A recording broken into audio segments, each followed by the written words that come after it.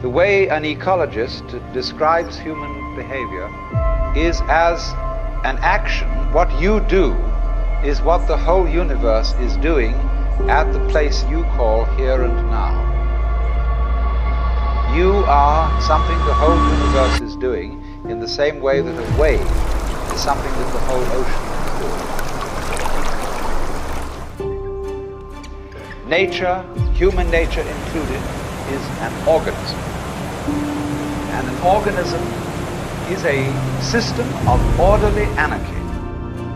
There is no boss in it, but it gets along by being left alone, being allowed to do its stuff.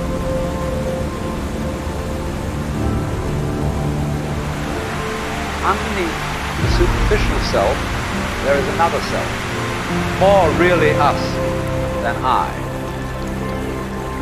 And if you become aware of that unknown self, the more you realize that it is inseparably connected with everything else that there is.